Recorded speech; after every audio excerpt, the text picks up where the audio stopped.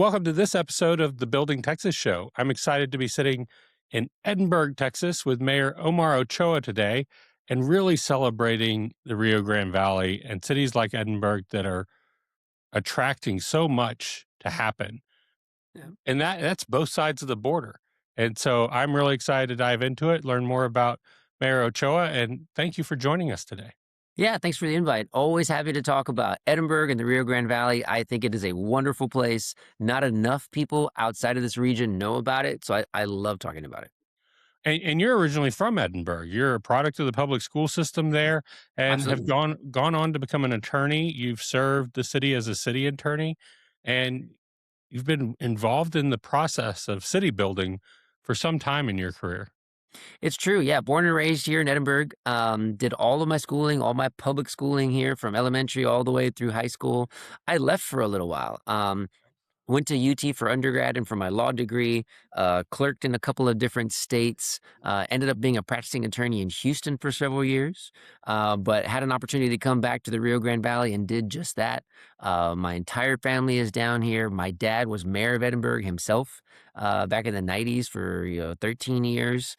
So really embedded, and I've seen this region grow a lot. Well, and it's growing in such a successful way because we do Mhm. see it on a national and international stage as it relates to the automotive industry, as it relates to space, and a lot of that aerospace industry coming to Texas. Yeah. I've seen the Valley cities really get out of in front of that and Yeah. promote it. And I think it has a lot to do with your story of, yes, you left for college and early career, but you're looking to get back to the Valley because you appreciated that quality of life and the opportunities that it provides. Yeah, I think that's absolutely right. There's a lot going on here economically, right? Like you mentioned just a handful of the opportunities. Right. Trade is still, I mean, a main driver. Somebody likes to give out the statistic that 90% of the avocados in the United States come through the Rio Grande Valley. So, I mean, this is a very important economic area for the state and for the country. And I think that story is not told enough. The stories that are told about the Rio Grande Valley are very different, right, on the national scale. But what we've got going on here is an economic boom. And we've been in this boom for quite a while. I'm very proud to be the mayor of Edinburg because the issues that we're dealing with, I think, are a little bit different from a lot of the urban areas around the country. Right. We're not dwindling in size. We're not grappling with budget shortfalls because we're losing populations.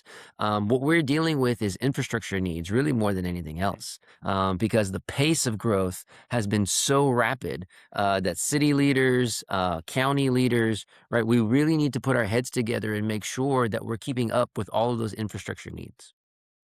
Well, I was recently talking to the mayor McAllen, and he was having a similar conversation and really celebrating how you all work together in the Rio Grande Valley. And you don't see it as competing, but you see the need is that great Yeah. to how do we make it move faster? Yeah, absolutely. Regionalism is a big thing down here amongst the current generation of leadership. That wasn't always the case. And I mean, I think that's pretty clear. For a long time, the valley was basically a lot of individual fiefdoms all kind of fighting each other for resources. But you've seen that movement change, especially over the last, 10, 15 years. Some really good examples of that. The UT Rio Grande Valley used to be two separate colleges, one in Edinburg, one in Brownsville. They came together to make one system under the UT umbrella so that we can have more funding, permanent university funds, and it's done wonders, right? We've got all kinds of science buildings, research going on at UTRGV. We have Division I football now in Yeah, Edinburg. it did Uh, really well this year. they did. They were undefeated Yeah, at home. We think Edinburgh's a stronghold, right, for our yeah. vaqueros. And that's just one example. The regional mobility planning organization, our local MPO, is bringing in more transportation dollars because we combined them across counties as opposed to the counties fighting with each other over these dollars. And so I think you see a lot more regionalism going on, and it's helpful because it brings more resources to the area. Combined, the Rio Grande Valley has has millions of people living here. And then when you take into account the border as well and our borderplex, I mean, we've got 4 or 5 million people in a square area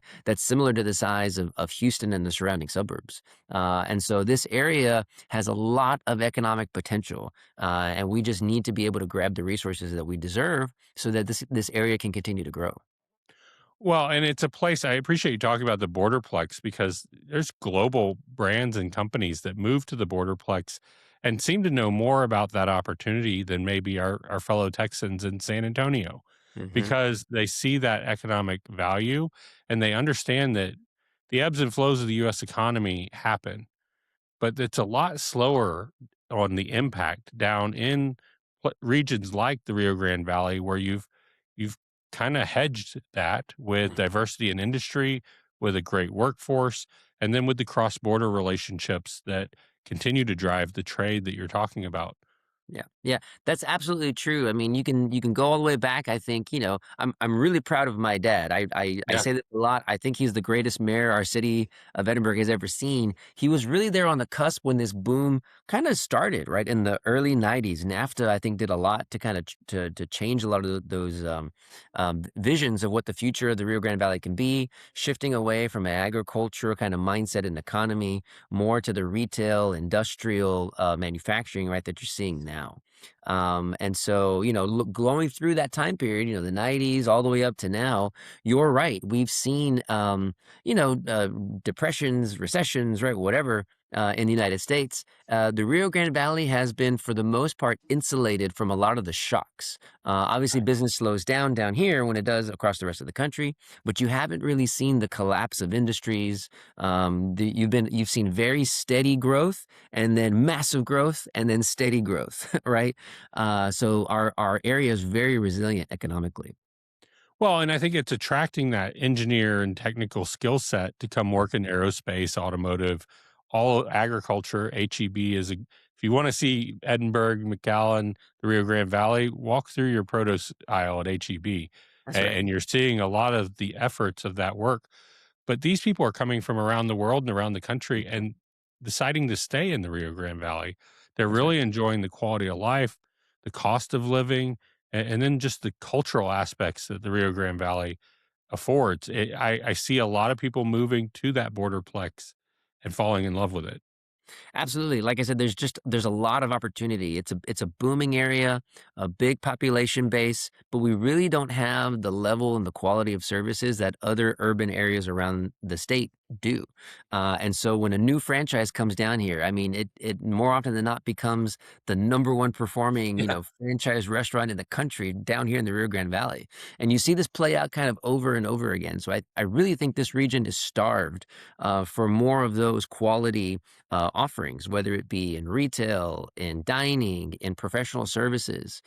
This place really, I think, has a lot of purchasing power that's not fully understood by companies outside of this area. But when they do move down here, I think they see right the success is there.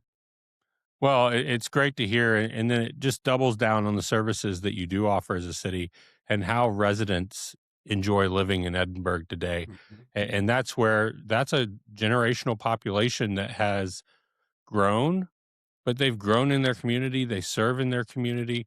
Everyone is out there and very excited about RGV. And that sense of pride is always fun to come across because it does improve that quality of life and make it a lot more fun when you have your events that Edinburgh has. Mhm. And I'm certain Edinburgh has some great quality of life events for its residents. Oh yeah, absolutely. We're known as the city of festivals. I mean, we Right. literally have festivals in our city all throughout the entire year, and it's everything from cultural festivals, where the United States Navy is coming up on its 250th birthday, and they've chosen the city of Edinburgh to have a celebration week. That's coming up in a couple of weeks. We have one of the best UFO festivals in the world, literally. All right. And so, the city of Edinburgh has a lot of quality of life offerings, kind of across the board. And there's more to come. The city of Edinburgh has the largest arena south of San Antonio. We've got G League basketball team that plays there that's won the championship, right? And so there's a lot. The city of Edinburgh, I think, has a lot to offer currently. And then going into the future, Edinburg is one of these unique areas. We're situated in this huge metropolitan hub of McAllen, Farr, Mission, Westlaco, right? These cities all blend together when you're down here. You drive through one and you don't know where one starts and the other one stops. Edinburg is unique in the sense that we are not landlocked in our current geographic footprint. We have tons of room to grow to the north of Edinburg. We have lots of available growth opportunities along the expressway that's very heavily traveled. And so I think looking forward into the future, Edinburg is going to be seen as the growth opportunity. And so as industry relocates, as opportunities are looked for regional development, I really think Edinburg is going to be the hub for a lot of that because naturally we're just the ones that have the land available for people to develop on. Well, and for site selectors, what an exciting opportunity to find greenfield highway structures that you can go in there and work with a region Mhm. and a regional solution that says, here are the services and what you need. And this is why this piece of dirt in Edinburg is a great place to put it. And I imagine you put a lot of efforts, your city puts a lot of efforts into attracting those site selectors.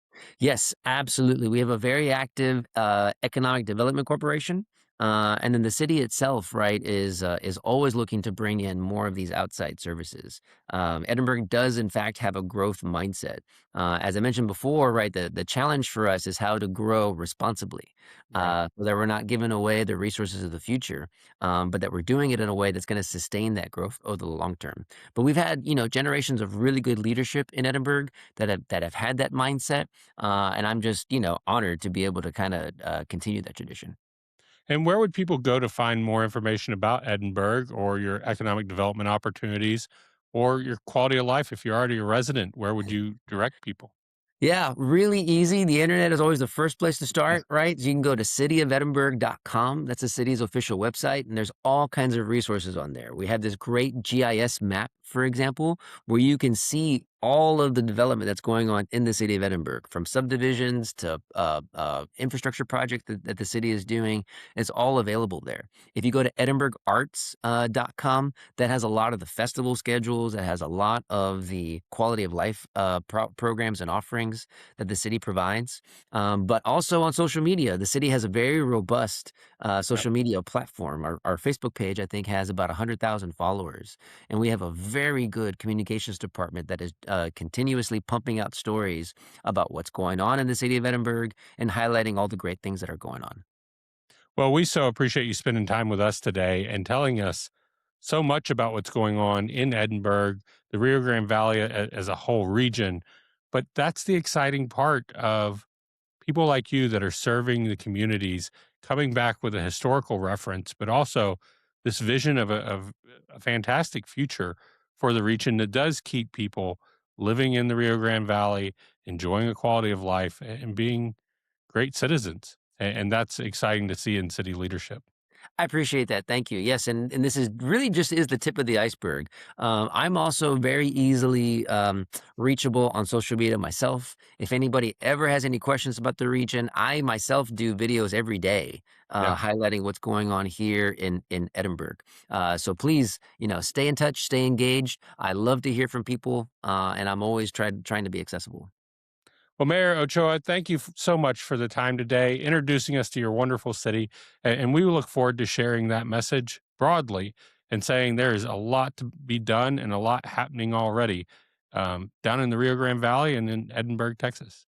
Thank you for the platform, and thank you for the opportunity. Thank you for joining us at the Building Texas Show. We're excited to share stories from across the state, covering the future of work and what Texas is going to look like over the next 50 years. Please like and subscribe on YouTube.